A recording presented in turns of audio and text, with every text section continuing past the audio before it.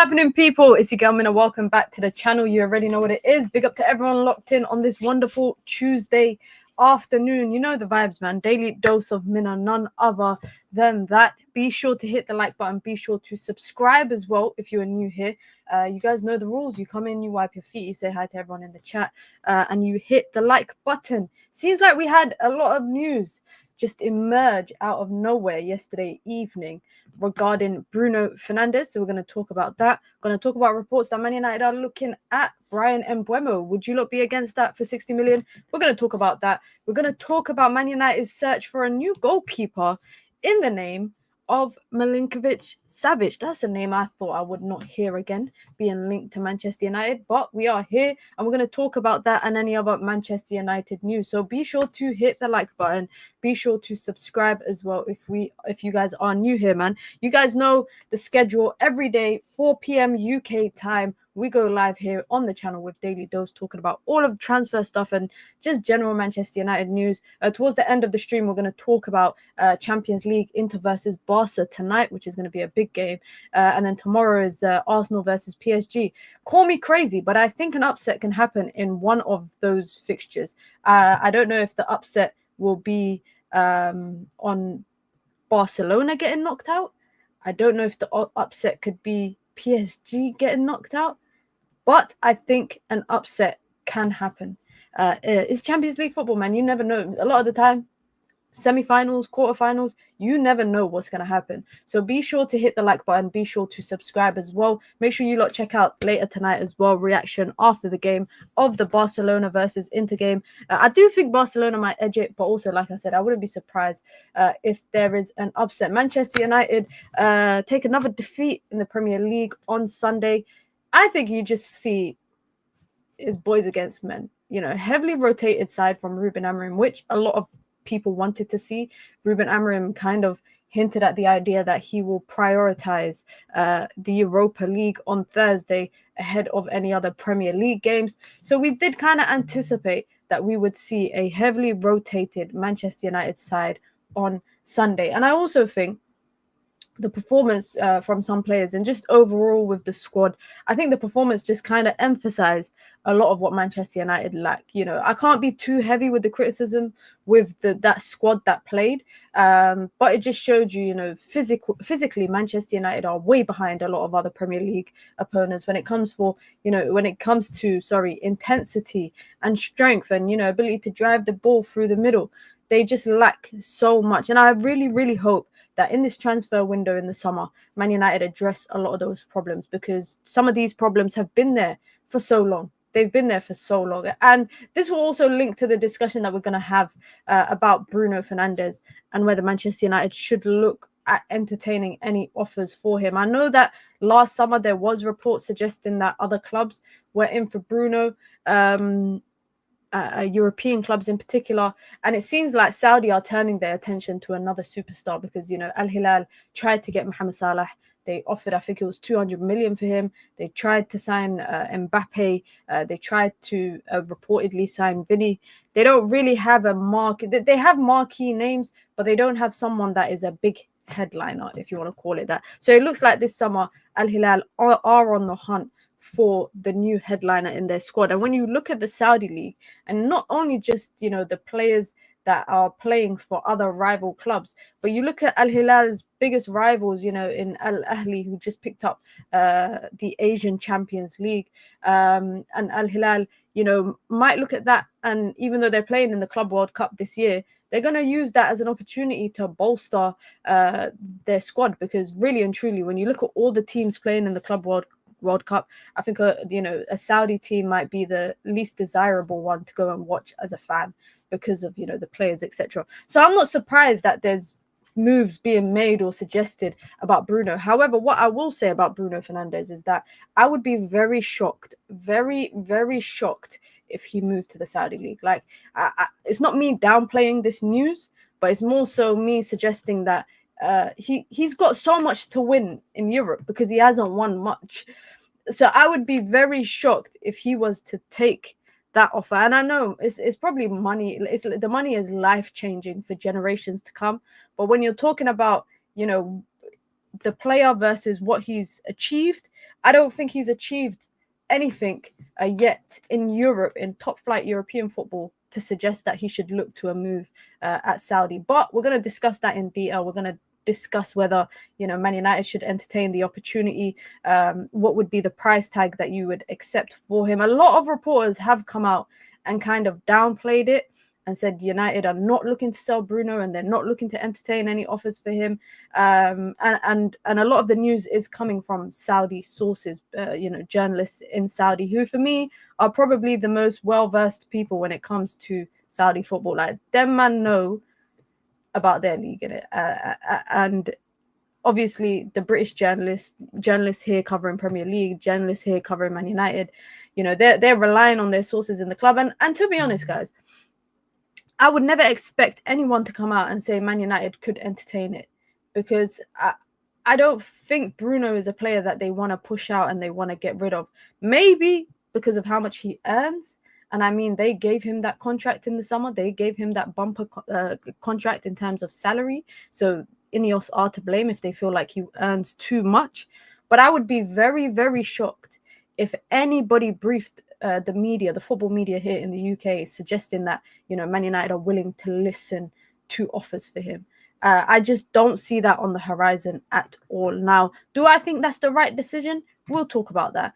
Because I'm sure everybody has their opinions, but be sure to hit the like button. Be sure to subscribe as well if you are new here. We've got a lot of stuff coming up on the channel over the next week or so, so make sure you guys turn on your post notifications, so when I go live or when I post a video, you guys will be notified. Now, reports are coming out that Manchester United's priority striker target is Victor Gyökeres if they win Europa League. There is a 4-man striker shortlist, which includes Victor Osimhen, Victor Gyökeres, Liam Delap, and another European striker. I don't know who the other European striker is.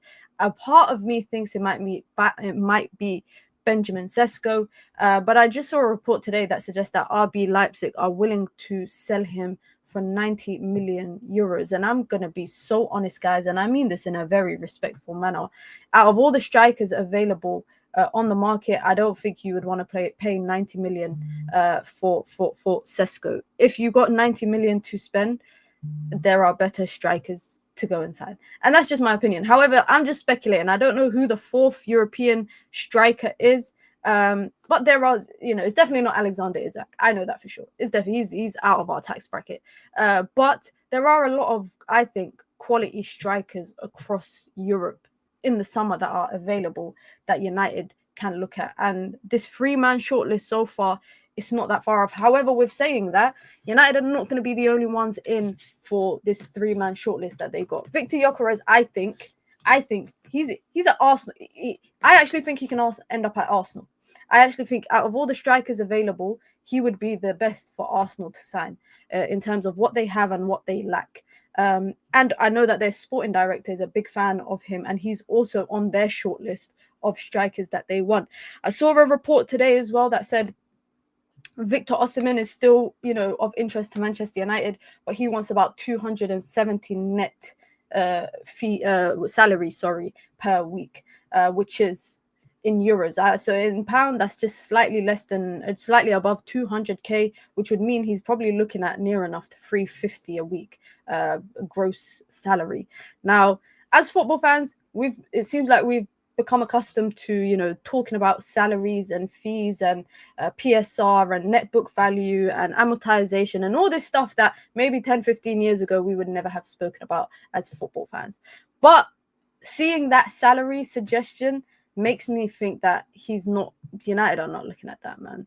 Should we get Gyökeres if he will only come to us if we get Champions League? Is that the mindset we need? Big up to Ansab for that question. That's a good point, because you know what, guys? I saw Ruben Amorim saying, I don't want players that just want to come to play Champions League football. I want them to come and play for Man United because they want to play for Manchester United. But there has to be incentive, because otherwise everybody should go and play for like Hull City, or, go and play for like Bolton, or go and play for Stevenage, or go and play for Reading, or go and play for Wigan. And, I don't think it's necessarily a bad thing that players want to play Champions League football, because let's be real, the lifespan of a footballer It's not that long in terms of their football career, right? And in terms of playing competitively in the biggest competitions, it's not that long either. You, at best, so not everybody gets to have the duration that people like Messi and Ronaldo did have in Champions League and winning it so much. Not everybody will get that, right? Look at Bruno Fernandes, perfect example. Yeah, he's spent way too much time in Europa League because he's nearly top scorer in the league.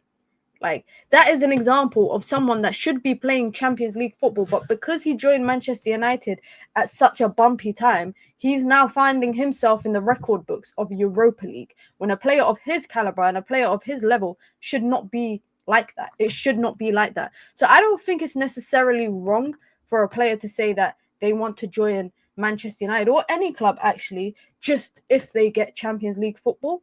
But I understand Ruben Amorim's sentiment in the fact that they have to want to come and play for the club as well. Because otherwise, if you want Champions League football, there's a lot of teams you could go play for Club Brugge if you want.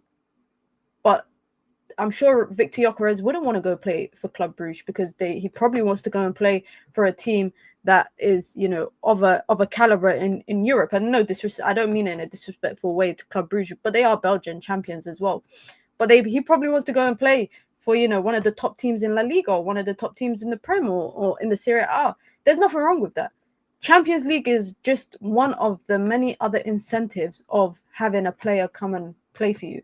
And I also saw a report that suggested that Manchester United I don't think they expected to make it this far in Europa League. So they didn't really entertain the prospect of signing Victor Gyökeres, because I think Gyökeres has been very clear from the jump that he wants Champions League next season. And not just Champions League football, like I said. I can imagine that he wants to play for a team that will make it far in the Champions League. And there's quite a few teams like that. But it's good to know that United are entertaining other strikers.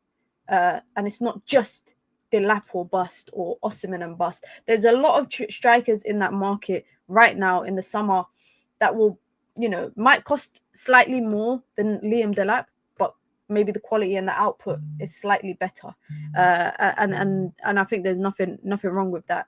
But yeah, on to more bigger news. Is this bigger news? I don't even know. Manchester United are reportedly interested in signing Milinkovic-Savic from Torino. Manchester United have added the goalkeeper to their shortlist as they look for a new goalkeeper. Initial contacts have taken place as he's among the candidates for next season. United are waiting on a price tag and more.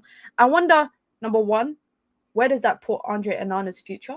I think it's very clear to say that it probably puts his future in limbo if Manchester United end up signing him. And two, what do we know about Milinkovic-Savic? Well, number one, he's 28 years old. Number two, he's 202 meters, which is not 202. That's a lot. He's 6'8" for a goalkeeper. Now, I don't know if you guys watch, but when I watch people like Courtois, I watch Donnarumma in the Champions League, I realize how important it is to have absolutely humongous goalkeepers, because they just look like a threat standing in between the net. I know Declan Rice put 2 free kicks past Courtois, but I think that those free kicks were just so good and it wasn't down to goalkeeping. I've seen Donnarumma make clutch saves, especially in the Aston Villa fixture, that I think, a more average height goalkeeper is not making those saves. I think those two goalkeepers are a prime example of how important it is to have really tall goalkeepers. Now, here's a little graph, because we love graphics here on the channel. The red is Andre Onana and the blue is Milinkovic-Savic. Now, better percentage for long pass completions, less mistakes in possession, higher percentage in saves. He basically exceeds Onana in everything except mistakes in possession, which says a lot, because it's not a good thing if he exceeded Onana in that category. Now, again, football is played on the eye, and we know that it's not only down to data, but I do think Manchester United have to look at better keepers than Onana in the market.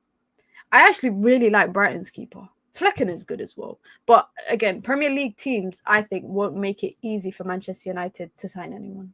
So you're better off at looking at maybe other European markets. So we're going to kind of keep an eye on that. But fun fact, guys, if you didn't know, he played for Manchester United. And the only reason why I think the only reason why he didn't have a long career at United is because he couldn't get a work permit. So they had to part ways with him. And this might be another welcome home. Mina, does that graph mean Onana makes more mistakes in possession? Yes, exactly that. That's exactly what the graph says. The graph says that Onana makes more mistakes in possession per 90. And in terms of everything else, whether it's crosses collected, passes, long passes, pass completion, he exceeds Onana in that. And it's interesting because one of the biggest factors of when we're buying Onana is that we're buying a sweeper keeper, plays off of his line, good on the ball, and is basically the first in building up an attack. Man United haven't been able to experience that. They haven't been able to reap the benefits of that. And I'll be honest, this season, I don't think I've seen tremendous passing from Onana. And you know what's really unfortunate? I was singing Onana's praises up until about November because I felt like, despite the fact that United started so bad, I felt like, he was a bright spark for Manchester United in the beginning of the season under Erik ten Hag. There were so many games where he either saved us from humiliation or saved us a point. However, since then, it's just been a decline. He's not a ball playing keeper, though. He's a pure shot stopper. Exactly that. And you know what? I think that's what United need. I think that's, let's revert back to the natural footballing elements of the game. Having a goalkeeper that excels in being a shot stopper. Let us revert to that. Because I say this all the time, and I said this when we signed Onana, I will take a shot-stopping goalkeeper any day of the week over a sweeper keeper. Yes, it's nice to have, and I think it's important to have a keeper that's relatively good on the ball. But if you were to tell me, would you want a keeper that's amazing on the ball but crap at shot-stopping, or, amazing at shot-stopping and decent on the ball? I know which one I'm taking. Because I know which one is saving shots. I know, it's only so often, I think, in a game that you need having a goalkeeper that's good on the ball. But I think it's way, way more important to have a goalkeeper that is a great shot stopper. And I'm all for that. And I can't lie, guys. He looks a bit scary. Man United need a bit of oomph in their team. Now, he's not my first choice goalkeeper in terms of what's available on the market. But if he's relatively priced in terms, I'm talking 25, 30 million, it's a no-brainer. Man United can also look at other options in the market because there are other options. I know Joan Garcia is available as well with like a 25 million release clause. I know Man United were interested in Brighton's goalkeeper. But I think it's important, when you're looking at the list of priorities in kind of like characteristics and traits, number one, shot stopper. That should be the most important thing when it comes to it. Flecken is my boy. I like Flecken too, but I don't think any Premier League team will make it easy to sign their player. And definitely not Brentford. We can't also go, I don't think United can go to Brentford and try to take their goalkeeper and, one of their top goal scorers. I don't think that's going to be a possibility. On the topic of Brighton and on the topic of their top goal scorer, Manchester United reportedly, this picture, guys, is what I dreamed to happen in the summer. Manchester United reportedly interested in Bryan Mbeumo, who has been priced at 60 million. Now, his contract ends next year, but I think Brentford have an option to extend, number one. Number two, 60 million for a guy that's given you near enough to 20 Premier League goals. That's decent business. That's good business, actually. I look at Man United and I look at the Premier League, and I'm not gonna lie, guys. If Newcastle get their hands on Brian Mbeumo, it's game over. I know, I just bugged out. Did I say Brighton? I bugged out for a second. Sorry, guys, I just glitched. I'm a robot. I forgot to tell you guys, I just glitched. The wiring is all over the place.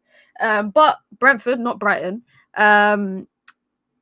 60 million for Brian Mbeumo, and then 60 million for Cunha.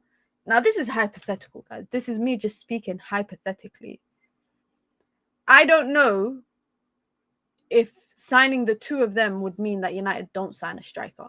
In an ideal world, United sign both of them and a striker. In an ideal world, United sign 3 new players in the front line. But a part of me thinks it's either one or the other. And if we sign both, then it's no striker. And one of these two will play striker. One of these will play up front.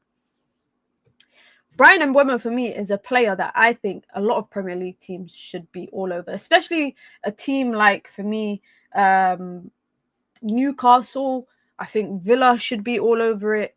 But also, I'm surprised that other teams in Europe are not over. Because 60 million for a 20-goal guarantee in the league, experience, can drive the ball forward, can get forward quickly, can play a good pass, can shoot, can do everything for you, basically. And has been playing second fiddle to Ivan Toney. And I thought he was, out of the two of them, I always thought he had the highest ceiling. And him and Wissa this year with a mad combo. I just don't get how people are, a lot of teams are like dribbling over the idea of Cunha, and nobody is looking at Brian Mbeumo's way. However, with saying that, I do think Brentford's reluctance to sell, or maybe the how difficult they make it for Premier League teams, I think that might be a factor in that as well. So you're telling me we want to sign Mbeumo, Cunha, a striker plus Edison plus a goalkeeper? I mean, wishful thinking. This is just another player that Man United is linked to, that Man United are looking at. Quite a few of you guys saying I would pass on Mbeumo for Cherki. I wouldn't, and I love Ryan Cherki.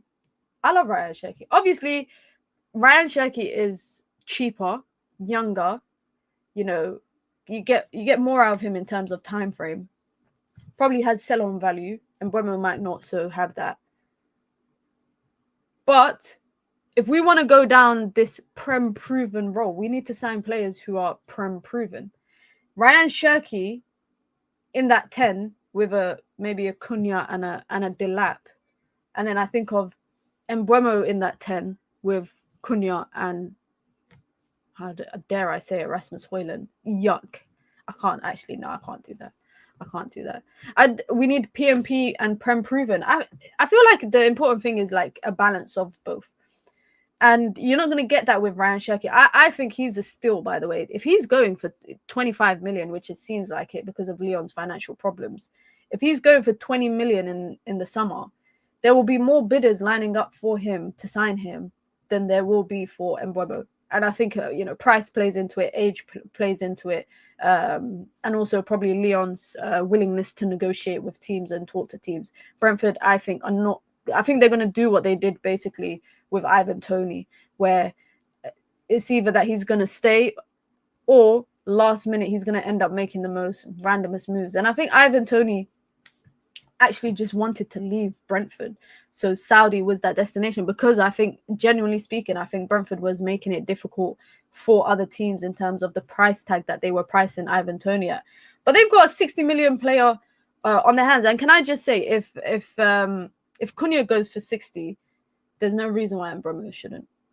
There's no reason why Mbeumo should not go for 60 as well. Not that I want him to, because the cheaper he is, maybe the more affordable he would be for Manchester United.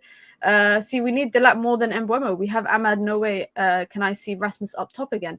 For some reason, I don't know why, but I can imagine Ahmad being at right wing back. I don't want him to, but for some reason, I envision next season Amorim trying Ahmad at right wing back. Unless they can find a right wing back on the market. The only right wing back on the market in the summer is Frimpong. Like out and out wing back. And if that's the case, then Ahmad in the 10 would make sense, because Frimpong is a proper wide, like he plays essentially as a right winger. And when you've got a wing back that's essentially playing as a right winger, then you can have a player like Ahmad playing in the half spaces in the 10. And then the same with Patrick Dogu. If he's going to be the starting left wing back, he's going to be playing a very advanced to a point where he's playing as a left winger, and you can have Cunha playing more centrally because of that. And that's how I envision Amorim's way, Amorim's style of football. But I haven't seen us being linked to any wing back, and I sure as hell have not seen United being linked to Frimpong, who is probably the only wing back I can think of that has openly suggested, in terms of in the news, reporters have suggested that he will look to make a move away from his club. Mina, make dua for my grandpa. He passed away. Inna lillahi wa inna ilaihi raji'un. I'm so sorry to hear that. Prayers to you and your family, inshallah. May Allah grant your grandpa Jannat al-Firdaus al-A'la, inshallah. I'm so sorry to hear that. It's a no-brainer for me. I think Mbeumo will have more suitors for him, and the price will be higher compared to Shirky. Yeah, that's true. That's true.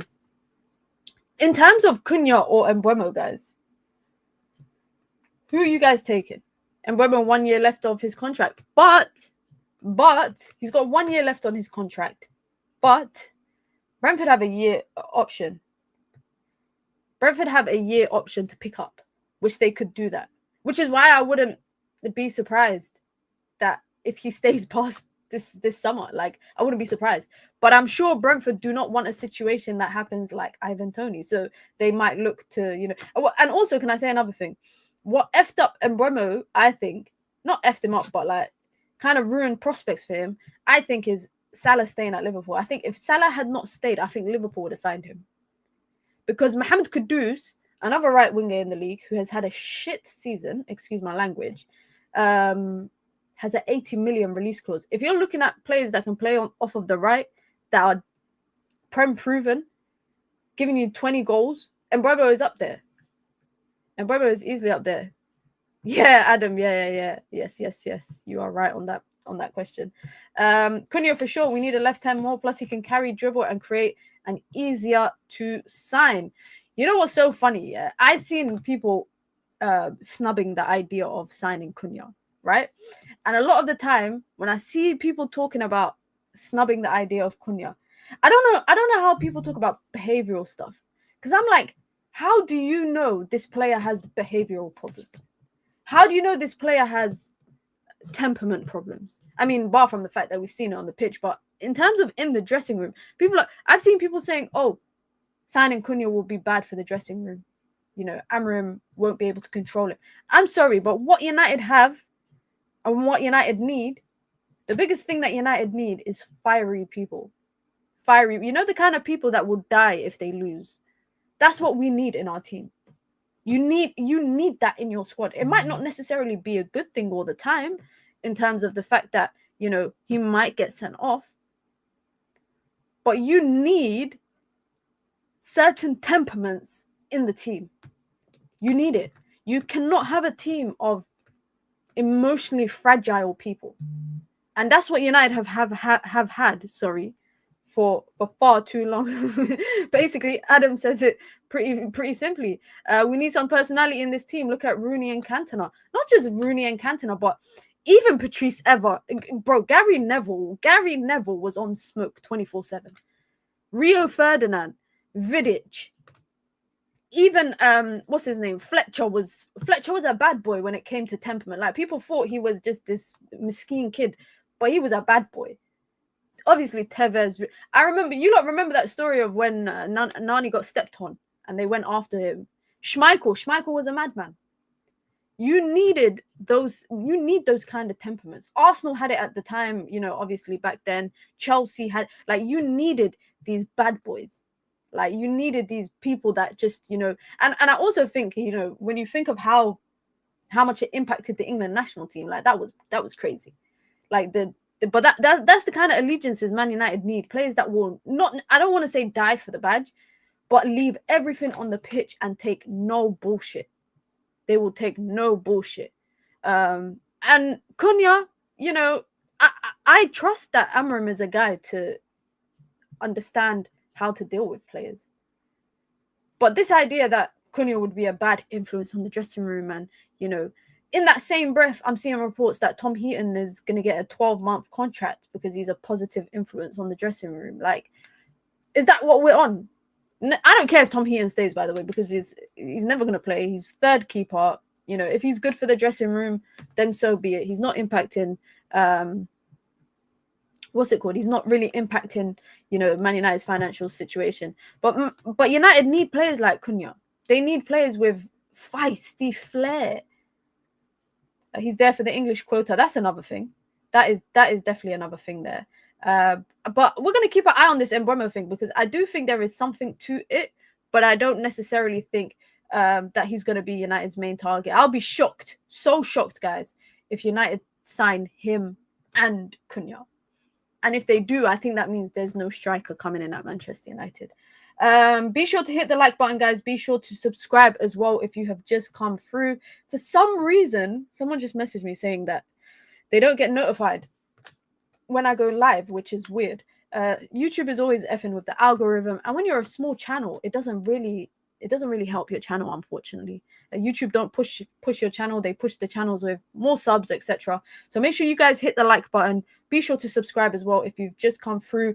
We got a video dropping straight after Inter versus Barcelona, so make sure you guys check that out literally immediately after the game. Same for PSG versus Arsenal tomorrow as well. Daily Dose of Mina live every day, 4 p.m. UK time, where we're talking transfers, we're talking Man United news and football stuff. So make sure you guys, if you don't get notified, just put a little reminder in your brain that Mina goes live at 4 o'clock. If you want to join the membership club as well, you can. It's the pinned comment in the chat. You get your badges, you get your emojis, you get your custom member content, and of course you get to support the growth of the channel. Some member content that we got coming at the end of the season will be watch-alongs of classic United games from the 2000s. Probably going to start with the 2008 Champions League run to the final. So we're going to do a watch-along for that, where I will show it on the screen, and obviously my little camera in the little corner so you can see me. And because it's member-only stream, I won't be done for monetization and copyright. Thank you very much. So if you lot want to check that out and you want to be a part of that, make sure you lot join the membership club. And if you want to support the channel in alternative ways, you can by sending in super chats with your comments, with your thoughts, with your questions, or just to simply show some love. Now, let's get on to the juicy part of the stream. It's been the topic of conversation everywhere I look today. TikTok, Twitter, Instagram, YouTube, group chats on WhatsApp. It's been the topic of conversation everywhere. Manchester United's Bruno Fernandes is a target for Al Hilal. So just for some context on the news behind it, this kind of came yesterday night-ish, straight from sources in Saudi Arabia, reporters in Saudi Arabia, and public news channels. Now, this is just because, I will say, guys, just because you're not aware of the source, don't discredit a source. Do you get it?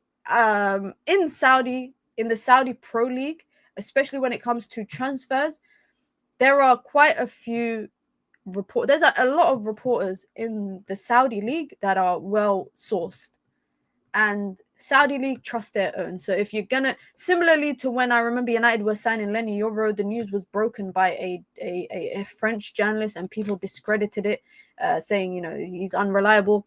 Don't discredit journalists just because it's not Fabrizio Romano. There are other reporters in the world outside of Fabrizio Romano. So news coming yesterday, that Al Hilal have submitted a 3-year contract offer to Bruno Fernandes. They are ready to meet all of the players' financial requirements, and if a final agreement is reached on personal terms, Al Hilal will negotiate with Manchester United. Fabrizio Romano then taps in about an hour later to confirm that Al Hilal have genuine interest in Bruno as one of their top targets this summer. No talks have started between the clubs. Manchester United see Bruno as a crucial player, as does Ruben Amorim, and United insist on a clear plan to keep him. Now, on top of that, Saudi sources are reporting, same journalist, by the way, one of the journalists that broke this news is reporting that Bruno Fernandes has a release clause in his contract. According to this Saudi journalist, the release clause that Bruno has in his contract is set at £60 million. Now, if that is true, I am stunned. I am stunned. There is no way on God's green earth that Manchester United have put a 60 million release clause in his contract. Now, like I said, this is coming from a well-sourced journalist that also was one of the reporters that broke this news about his about the interest, for Bruno Fernandes. Now it would make sense, guys, that he had a release clause in his contract. If I'm just tracking back a little bit, yeah, he got his bumper contract last year. He was worried about the direction and where Man United was heading and whether United would create a competitive team.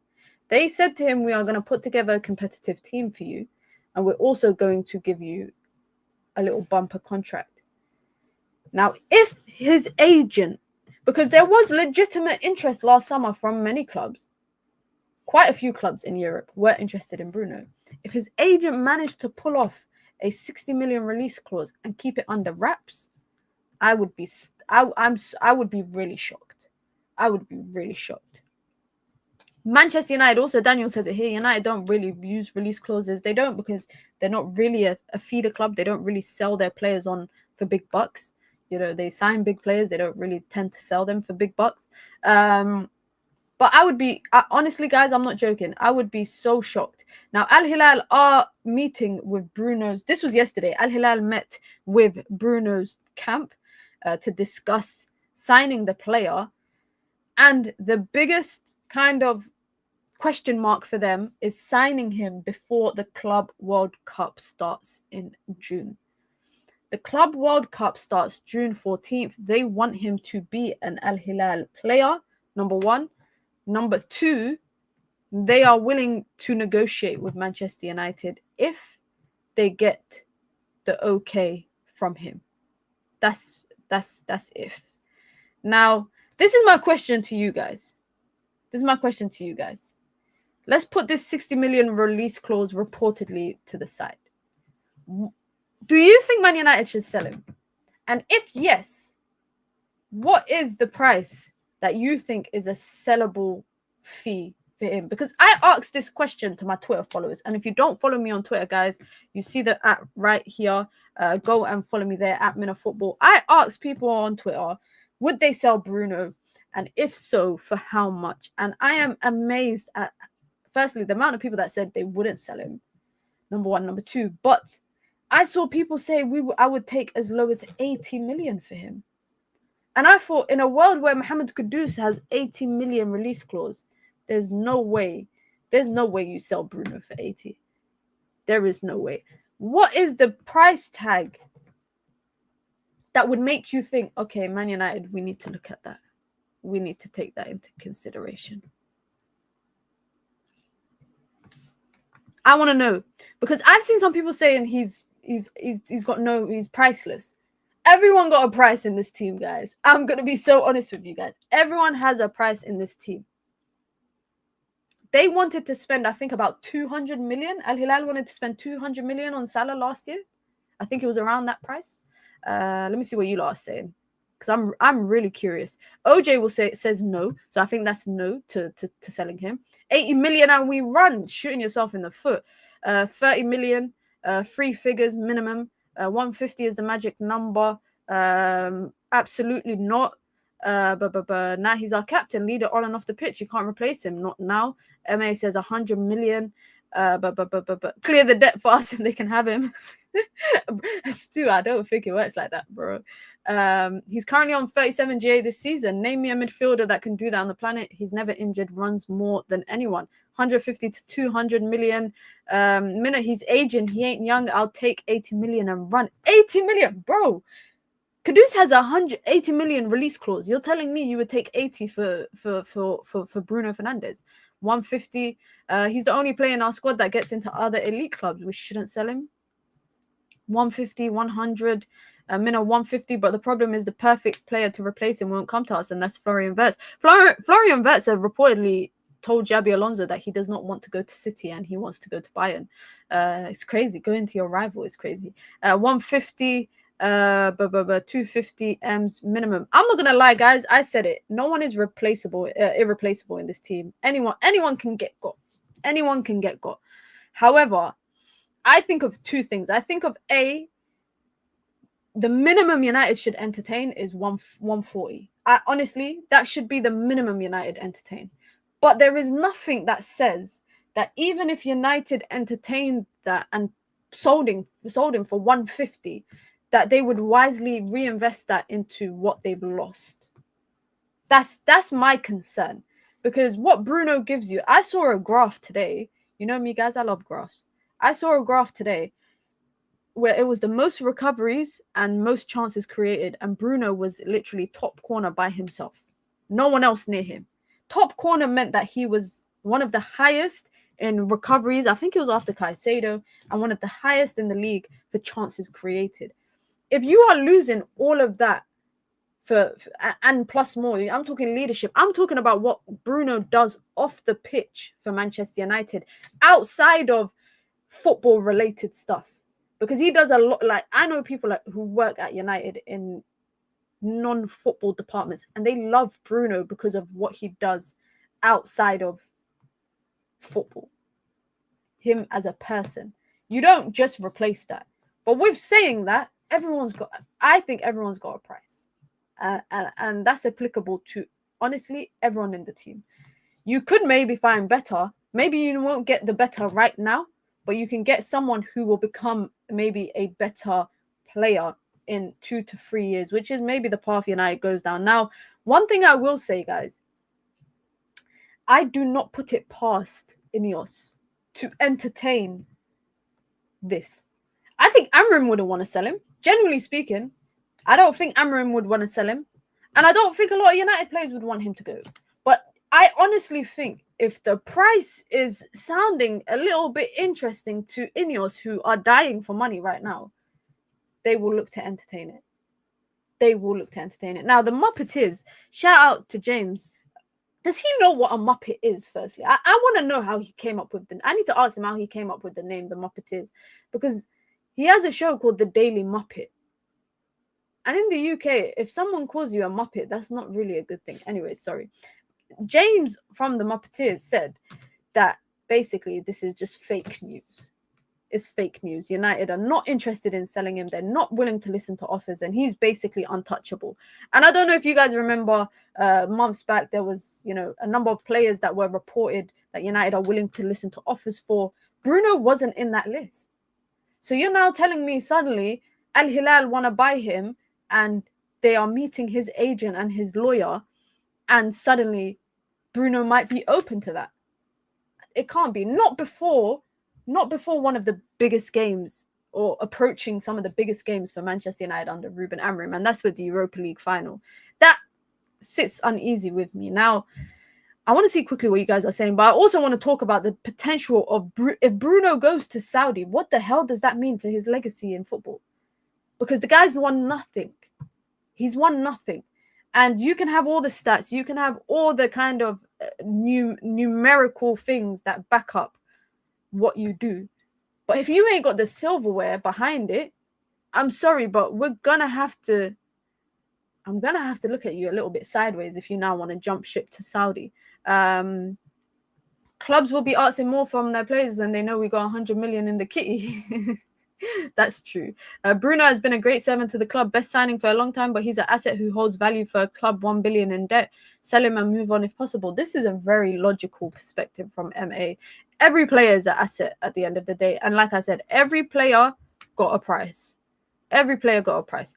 Just because Bruno is involved in everything doesn't mean he's irreplaceable. Actually, replacing him would bring the most change in the squad. Do you feel like we rely on him too heavily? Someone on United View said we sell him and get 10 Dogus. Who said that? Who said that? Because if we sign 10 Dogus, we're gonna get relegated. And that's no disrespect to Patrick Dogu, but he's not the standard that we should be flipping. What? 10 Dogus? You lot want to see us in Championship next season? GTA 6 trailer 2 reaction, Minna, please. I don't want to do a reaction because I'm gonna get done for monetization, guys. I don't make enough money on my channel for you lot to make me want to get done for monetization and get done for copyright. But I did see the trailer and I'm really excited for it. And I'm actually thinking of getting a PlayStation Pro before it comes out. A whole team of Dogus. I wouldn't want to come up against. Actually, I would want to come up against that because I'll smoke that team. A team of Dogus and a team of Minutes. Who would win? That's the big question. I can't see Bruno wanting to do it personally. That's me as well. That's how I feel. I can't see Bruno wanting to leave Manchester United. But guys, we can try to put ourselves in the shoes of, you know, football players. But when you're having life-changing money put on the table, guys, you lot would do it too. Let's be honest. If you're being offered, I can imagine, you know, let's look at just what the Saudi League contracts. Let's see at what they pay players in the Saudi League. And you man are telling me that, you know, look at this. This is a joke. This is a joke. Mitrovic makes 400k a week. No tax. No tax, by the way, guys. This is all 100% full gross salary, and they pocket 100% of it. Mitrovic, 400k. Ivan Toney, 400k. Kalidou Koulibaly is making more than 2 million a month. Sadio Mane is making nearly over 1 million every 2 weeks. Riyad Mahrez is making nearly 1 million a week. Karim Benzema is making 1.6 M's a week. What he's touching in a week, I ain't probably going to touch in my lifetime. And Cristiano Ronaldo, we know he's the most paid. And it's not just, you know, guys, Cristiano Ronaldo, it's not just this much that he makes, guys. He's an ambassador for Visit Saudi, which is the tourism part of Saudi Arabia. They pay influencers and that as well to come out to Saudi and promote Saudi sports and that. Any of you guys are watching, shout me, because I'll come to Saudi. But he's an ambassador for Visit Saudi. He's an ambassador for a lot of stuff in Saudi. So it's not just this money that he's making. It's not just this money that he's making. But these, look, N'Golo Kante, 400k. Milinkovic Savic, that's the brother of the goalkeeper that we're trying to sign. Look at this, 400k, 395. Duran just went there. And he's in the top 12 of highest earners in that. And by the way, like I said, all of this is no tax. And can I just say, there's not any Saudi players that earn this. These are all foreign players that earn this. This is all foreign players. Damari Gray is earning 76. That guy's stealing a living in Saudi. Look, there you go. Here's the first Saudi player that is up here. That's the first Saudi player up here in this list. Oh, shout out to my boy Mukhtar. Shit, he's on 50k a week. I didn't know that. But yeah, literally, like, there's in Saudi, they pay big bucks. So I can't imagine Bruno wanting to go there, but I can't also say that he shouldn't do it because it's life-changing money. Until a bid comes in, it's all theory. United need the money. If they pay 70 million, United already made a profit on a 30-year-old. That's true. That is true. But United should not be spending or paying 30 million. You know, somebody actually tweeted me saying it's like the Coutinho transfer. If the right price comes in, you know, sell him. Liverpool didn't want to sell Coutinho, but you know, Barca made an offer that they couldn't refuse. And Coutinho was one of their best players that season. And I think of that like, okay, cool. But I'm also like, going to Barca and going to Saudi is two different stuff. I think Saudi League is entertaining to watch, but there are still huge gaps in ability. And, you know, there's still, you know, there are, you know, the big four, the big five, the big six, if you want to say that. But a lot of players go there not with, you know, that they don't go there saying, I want to win the Asian Champions League or I want to win the Saudi Pro League and I want to do the domestic treble in Saudi. No, they go there because of what they're making. And clubs are doing business with them because of what they're willing to pay. And Al Hilal missed the opportunity to sign Mohamed Salah, who would have probably changed the landscape of football in the MENA region for them. So now they're looking to other players potentially to sign. I cannot imagine Bruno Fernandes leaving Manchester United unless it's for a big price tag. And that's just my opinion. That's just my opinion. I don't want him to leave, but this idea that players are, players don't have the transfer value and players are untouchable, and United should not entertain the prospect of selling Bruno Fernandes because he's the best player. I promise you, United could possibly go out and not necessarily replace him with one player, but they can sign multiple players that would change the squad that Manchester United have right now. So just one question to you guys. Just say yes or no. Bruno to Saudi. Yes or no? Yes or no, guys? Because I think some people dislike Bruno so much that they just want him to leave.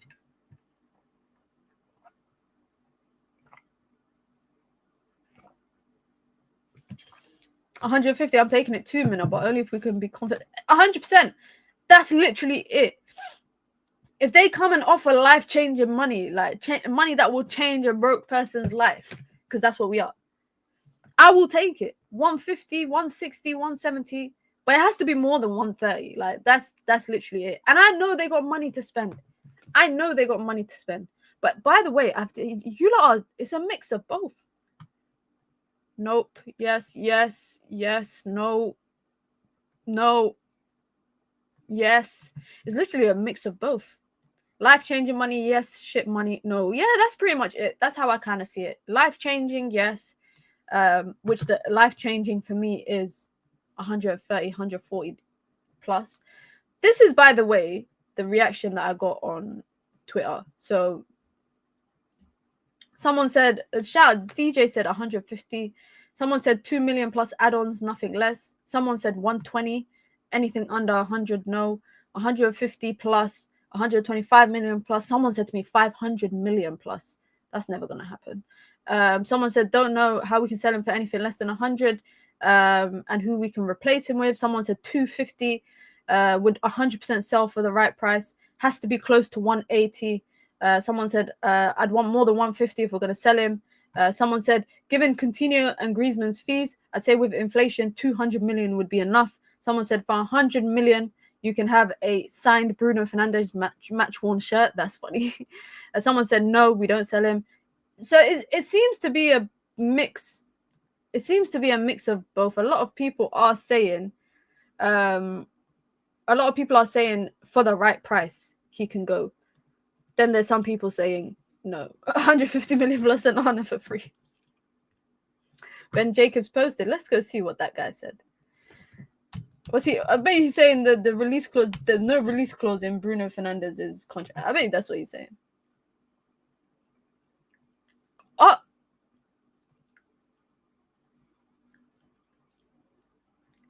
Oh, this is scary. Bruno Fernandes has been offered a 3-year contract with Al Hilal and is yet to respond. Manchester United sources downplay a 60 million clause. Yet Saudi insiders believe there is a threshold above which United would engage. Hilal have their Salah budget to spend. Now, the fact that is saying Manchester United sources downplay a 60 million release clause makes me think that there's a 60 million release clause, guys. It makes me think that, guys, I'm not joking, because it all makes sense. It would all make sense. He wanted to leave last year. United negotiated a new contract with him, or a bumped up contract with him. They said he was concerned about the direction United were going down. He wanted to be competitive, competing for league and Champions League. They said, we're going to build a team. We're going to give you a bumper contract. Surely, maybe they put a release clause. Maybe his agent got a release clause in there in the case of United potentially not being competitive and Bruno not wanting to waste his prime years. Now, am I adding 1 + 1 and am I getting 55, guys? Or am I adding 1 + 1 and I'm getting 2? Because I feel like I'm on the right path with that assumption. Because I remember doing a stream in the summer thinking, why the hell are Man United giving him a new contract? It doesn't make sense. But it looks like there was incentive for Manchester United to give him a new contract Because why would United want to give him a bumper contract in terms of paying him more money? Because it was him committing to staying. Because he wanted, not that he wanted, it wasn't confirmed that he wanted to leave, but his agent was exploring options for him. And the fact that United are just downplaying it is crazy. Now let's read the full article, guys. Let's read the full article, guys. Give me sport. That's who Jacob Ben, whatever his name is, writes for. Sources understand that Al Hilal have made Bruno Fernandes one of their top targets for the summer transfer window, having retained their central budget after missing out on a move for Mohamed Salah. That means they have at least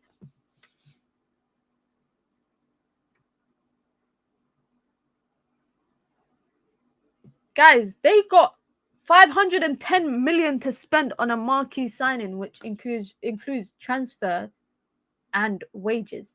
What? They have 510 million. Oh my God. They have to spend on a marquee signing, not multiple marquee signings, not their transfer budget for the summer. They got 510 million to spend on a marquee signing, which includes the 170 million per season that they put aside for Mohamed Salah's proposed 3-year deal. What the hell? Al Hilal could spend a record amount this summer in the history of football. That's crazy. Now, they are keen to bring in a superstar ahead of the Club World Cup in June, and it can be revealed that they will be prepared to offer a British record fee to get the deal done. However, some Saudi sources hint that Bruno may have a clause allowing him to leave on a cheaper deal in the region of £60 million, but those close to Manchester United have downplayed this. Contact has been active on, I'm telling you guys, I'm adding 1+1 and I'm getting 2 because it's been confirmed that contact has been active on the players' side since the summer of 2024 about a move. And Bruno Fernandes has been sent a non-binding offer with a view to secure him on a 3-year contract. He's yet to respond, and it is believed that his wages offer is in excess of 65 million per season. Personally, bro, I wouldn't have that because they were willing to pay Mohamed Salah 170 per season, and they're only offering you 65 million. Like what? Like, are you being serious? Is that what they're doing? I wouldn't have that if I was you. After this is what you're doing. This is what you're doing, Bruno, and they're offering you 65 million a year. And they were willing to offer Salah 170. This, guys, can I just say, has completely changed how I look at this. This article now, if Ben Jacob is as reliable as a lot of people make him out to be, this changes everything. Because if Man United sources there's nobody, no journalist, can I say, guys, has come out explicitly and said Bruno Fernandes does not have a release clause. No one. Not Laurie Whitwell yet, because they might do it, but Laurie Whitwell hasn't. The guys from the Telegraph and the Guardian and all these journalists that make a living off of Manchester United transfer news, no one has come out and said straight up that Bruno Fernandes does not have a release clause. No one's come out and said that. But they are willing to offer. Now, if they are willing to offer a British record fee, then maybe he doesn't have a release clause. If they're briefing journalists that they're willing to pay a big bucks. The current record is 115 million for Moises Caicedo. So they're willing to break that. I don't know, man. This feels fishy to me, guys. No one is untouched by United, especially a team in 15. But just as long as the money goes on the team and not in the Glazers' pockets. Big up to Uthman. Big up. I hope you're doing well, bro. There's no point in selling Bruno when we're not guaranteed UCL because now we won't be able to replace him with anyone world class. Facts. That's true. That is true. I don't even rate Salah, but he is Prem champ and top scorer. Bruno can't go for such prices based on his individual stats, but United finishing 16th. Mina, we never put clauses in our player contracts. That's one thing that I think. Yeah, I agree with you, Hamza. I agree with you, Hamza. We do not put release clauses. But the fact that they got 500 guys, did you hear that? They got 500 million to spend. What? They got 500 million to spend. They need to come chat to us. Well, like they need to come around the corner. 500 million, come give us half of that. I worked with Bruno's brother for 2 years at East Surrey Hospital. He loves living in England. A huge chunk of his family is there, but money talks, I guess. Bruno's brother works. I promise you guys, if my brother was a footballer, I'm not working. Shout out to his brother in it, because clearly he wants to make a living for himself. I promise you, forget my brother. If my nephew or my cousin, then I'm not working. You better give me a job now. You need a PA? I'm your PA from now on, because I will not work if my relative is playing for Manchester United. Nah. And also, I'd be in my brother's ears saying, yo, Saudi, man, let's go. Family man in his later prime. I can see Bruno to Saudi. The thing is, guys, let's go on Bruno Fernandes's accolades or honors. Yeah, this is bad. Like, it's not reflective of what it should be for a player of his caliber. It shouldn't be like this. He won his first trophy with United, nearly 4 years into his time at United. He's only ever won 2 league titles. Excuse me. And that was both with Sporting. He's won nothing in Europe except for the Nations League with Portugal how many years ago? This is not the accolades of a player of Bruno Fernandes' standard. Bruno can move to Real Madrid. You know what, guys? I genuinely think Bruno would fit into Real Madrid in this new role that he's playing, this more deeper role in midfield that he's playing. I think with a Bellingham, a box crashing Bellingham and whatnot. Do I want him to go to Real Madrid? No. But there's more teams in Europe that make sense for him to go to if he was to leave Man United than to go to Saudi. Like, I'm not gonna lie, guys. I'll be so honest here. I said every player has a price, but I think I'll be sad if Bruno leaves. If Bruno goes to Saudi, I'll be really sad. And what's annoying me, one thing that's annoying me is the fact that this is coming out before, again, a big game for Manchester United. Like, this is annoying me. It's actually annoying me. Like, you couldn't wait until a couple of weeks. I get it. Like, Al Hilal are in the Club World Cup. They got to get their transfer done because I think there's like a 5-day period where the transfer window's open for teams in the Club World Cup.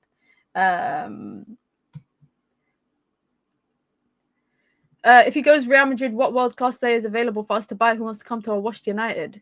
So are you lot saying that like United have to hold on to him because there's nothing, like we can't get better?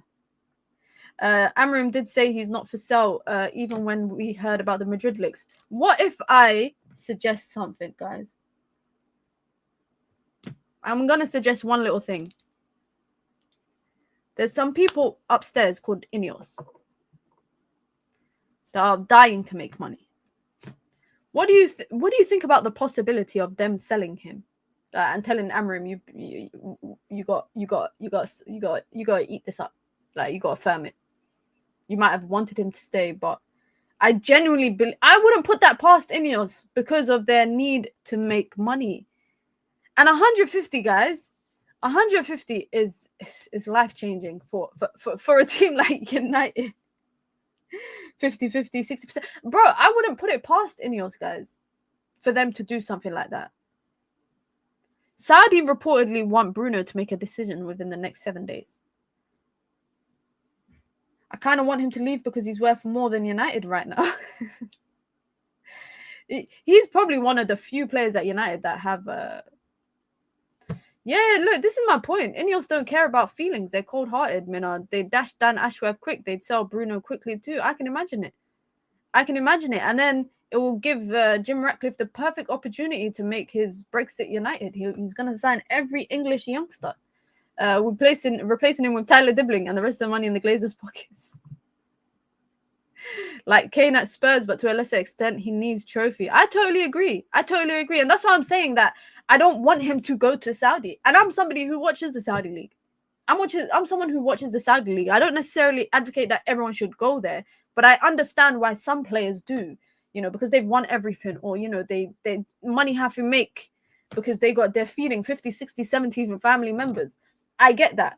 But a player for me like Bruno Fernandes, who when it comes, I don't want to be debating people in 20 years' time about Bruno Fernandes, and they're saying to me, "Oh, but he never won the Prem. But he never won the champs. How can you rate him?" I don't want him to make that decision.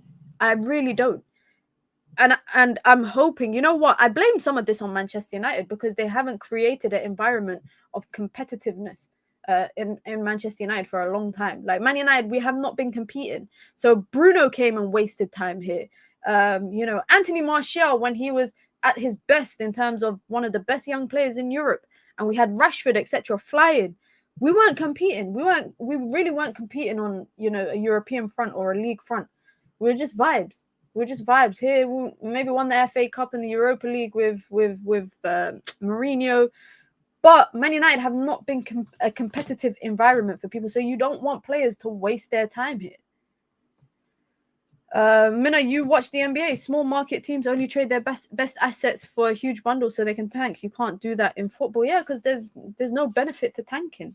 There is no benefit to tanking, unfortunately. If football here was like America, where they have drafts, United might tank every season, bro, just to get the best college prospects. Pogba got the worst. Pogba is one of my biggest regrets joining Manchester United, and he's one of my favorite players. He wasted his best years at United. He wasted his best years, and the only thing I got to brag about his time at United is a Europa League and a cup, a Carabao Cup. Thank God for his World Cup. I can brag about that. But there are so many players that wasted their best times at United, and I don't want Bruno to feel like because United are not competing, the only option is for him to go to Saudi. I don't know. I'm not saying that I know Bruno personally, but I just can't imagine him going to Saudi, guys. I'm not saying, like I said, I don't know him personally. Minna, 1.25 million a week tax-free. I think he takes that. Give me the 0.25 million a week and I'll take that. Forget him. Even I would take it. But I don't know. Like when Moussa Diaby went and John Duran went, I was kind of shocked because I was like, you lot are young. You still got, quite a bit. You can go and come back. But a player like Bruno going, unless he does a Henderson and he comes straight back immediately, I don't see it. DDG and Bruno are a prime example of wasting best years at United. Blame the fax machines. That's crazy as well when you think about that what's his name nearly went to Madrid.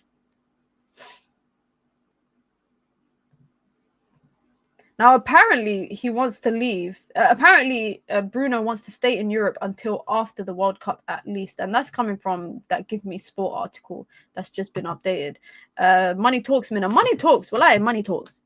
Because if money talks to me the right way, I will respond. I will absolutely respond.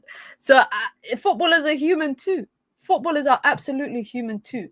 But I would question Man United. Like, I'll question Ineos so much if they let Bruno leave knowing that the manager don't want him to leave. Like, because you're talking about GA, guys. I'm talking about everything else because honestly, when I've spoken to Man United players and I've interviewed them and I've spoken to people close to Man United players, whenever they speak about Bruno, no one has anything bad to say. Whether this is players on the women's team, players in the men's team, people who have worked at Manchester United in the academy setup, as what's it called, physiotherapist, or even in the back end of Manchester United, I ain't never heard anyone say a bad thing about Bruno. All this because Ten Hag wasted 200 million that was supposed to bridge a gap. Well, that didn't bridge a gap. The bridge was broken. He built a bridge and it was broken. It's not even 200. He wasted more than 200. The guy wasted like 600 million. He wasted 600 million, and we have to get rid of absolutely everybody that he brought. Absolutely everyone that he brought. But listen, guys, be sure to hit the like button. Be sure to subscribe as well. This journalist, by the way, that reported about the 60 million clause said he's the guy that's also reporting that Bruno has reportedly been given a deadline to decide within 1 week whether he wants to join Manchester United. So that will be very, very interesting. Now, here we go with the football journalists are starting to tap in, guys.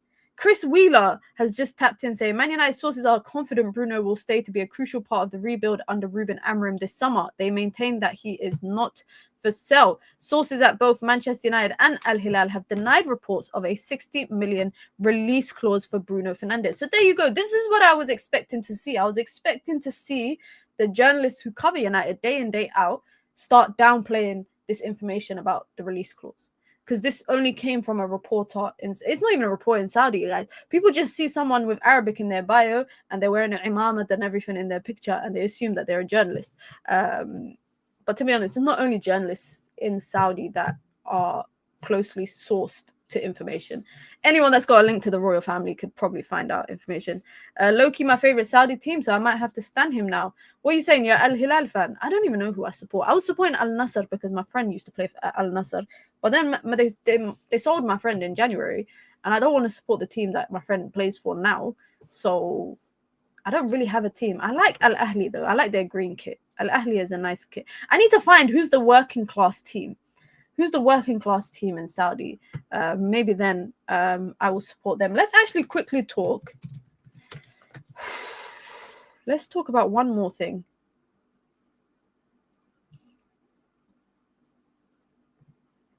If I can find a good picture.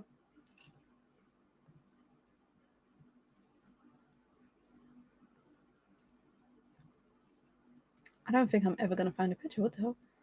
All right. Let's actually talk Champions League before we actually wrap it up. Nuno Santo, was he not? He was at another Saudi team. He was at another Saudi team, no? He was at... Where was he at? He was at Al Ittihad. Okay, he was at Al Ittihad before he went to Al Ahli. Before he went to Nottingham Forest, sorry. Quickly, guys, before we wrap it up. Oh, by the way, Al Hilal just sacked their manager not that long ago. There's no working class in Saudi. That was actually a dumb question for me to ask. How can I ask if there's a working class in Saudi when Saudi people get paid by their government? The UAE do it as well. Qatar do it as well. I think Kuwait do it as well, where they pay their citizens. It's impossible to get a passport in Saudi, guys. It's impossible to get a passport in Saudi. If you ever wondered, like in the UK, if you've lived here for a certain number of years and you've got indefinite leave to remain, you can get a British passport. In Saudi, you cannot get, like, I've got family that have lived there for over 50 years and they don't have Saudi passports. They're not, quotation mark, Saudi nationals. You can only be a Saudi national if you are born a Saudi. So if you marry a Saudi, you cannot be a Saudi national, but your kids can be if you're a woman. But it's not necessarily the same for the other way around. It's crazy. But I hear it. Anyways, let's not get sidetracked and let's talk Champions League. Because tonight is a big game, 3-3 on aggregate. My granddad has one. Really? How long your granddad been in Saudi for? I know someone that got a Saudi passport. That's only because they play for the Saudi national team. So it's pretty easy to get if you're a sports person. But other than that, it's pretty difficult. But anyway, quickly on Champions League, big game tonight. Inter versus Barcelona. And you know what, guys? They were trash talking Lamine Yamal last week in the press conference, and they realized that gave him fuel. So now Inter have been praising him a lot coming into it. I mean, Simeone Inzaghi said that they're going to put 2 players at the least on him. I mean, they were putting 3 on him last week. So he was like, we are definitely going to double up on him. But he basically said there's no guarantee to say that, he's not going to bypass the double team or the triple team. I think Bastoni has been bigging it. Bro, the way people have been bigging him up, Inter players have been bigging him up. Maybe they realize this is a way to maybe get in his head. Necessarily, I don't think it's going to work. But one thing I will say is that Barcelona's back line for me can be exploited. If you let DeMarco have a free run going forward because Kunde is out injured, I think. Lamine Yamal doesn't. He's instructed not to defend. So if DeMarco, or as a left wing back, the best left wing back for me in Europe, is instructed to get forward and find Thuram or find La Toro in the box consistently, there is exploitation available against that Barca backline. Like Barcelona, I think are the best team in Europe because they score so many goals. But don't get it twisted, guys. Defensively, you can get at them defensively because of that high line. On the other side, the inexperience, I think, of their left back. But actually, they're going to be playing Martinez as a left back, apparently. But Rafinha, for me, is missing Balde a lot. He's missing Balde a lot.